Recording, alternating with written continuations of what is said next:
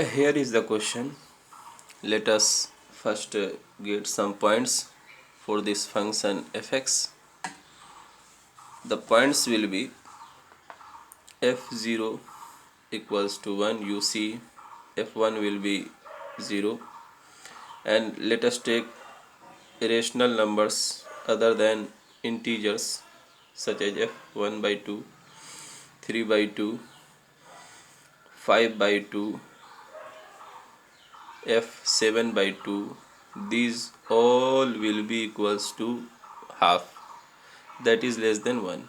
Again, you can take some other kind of irrational numbers such as 1 by 3, 2 by 3, 4 by 3, 5 by 3. This all will be equals to 2 by 3, which is again less than 1. Oh, actually you have for rational numbers we have function 1 minus 1 by p.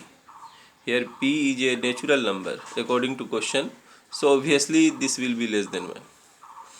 Now at all integers, suppose 101, 200, 500, these all are equals to 0. So you see that for rational numbers, these rational numbers, I am not talking about integers because for integers it is 0, and for all rational numbers you see this is less than 1. Also for integers 0, that is also less than 1.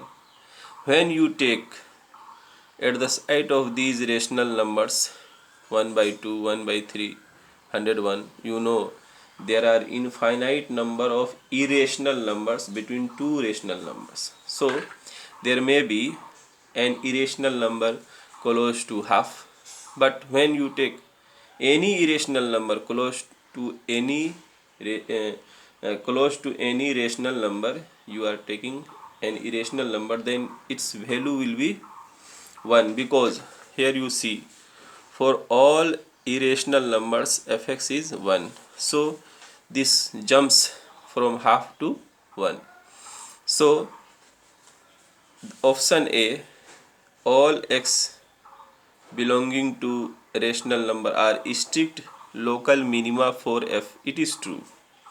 Let us check for 0. Here you see 0 is excluded because 80, you see 80, the value of function is 1, and again if you take an irrational number close to 1, then this also will be 1. So 80, it is not a strict local minima, so here in option A 0 is excluded. Now when we get correct option, there is no need to go for to check B, C and D because this is a waste of time. But for the learning purpose, we should check B, C and D. Here you see f is continuous at all x belonging to Q. But we should see that f is not continuous. F is not continuous at x equals to 1, because you see at 1 f1, at 1 means f1 you see is 0, and if you take an irrational number close to 1, then this will be 1, because for any irrational number fx is 1. So at 1 it is 0, and close to 1 for an irrational number it is going to be 1, 0 to 1. So fx is not continuous at 1. So B is wrong, because it says that f is continuous at all x belonging to rational number. Now let us see C, option C. F is not continuous at all x belonging to irrational number. Here are it has been excluded rational number.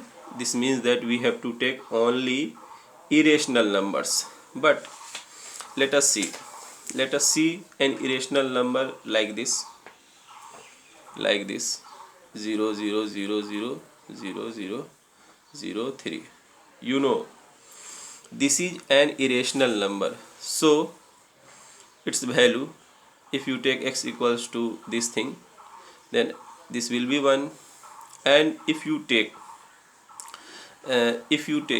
and you see that this is close to 0, and if you take any rational number close to 0, close to 0 means x may be this thing 1 by 1, then if you take, then fx will be, suppose this is x1, this is x2, so this will be close to 1, and you see both are same,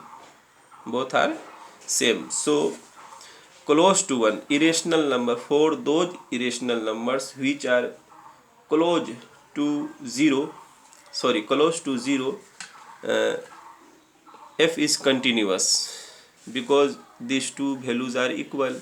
So but it says that f is not continuous for all irrational numbers, so C is wrong.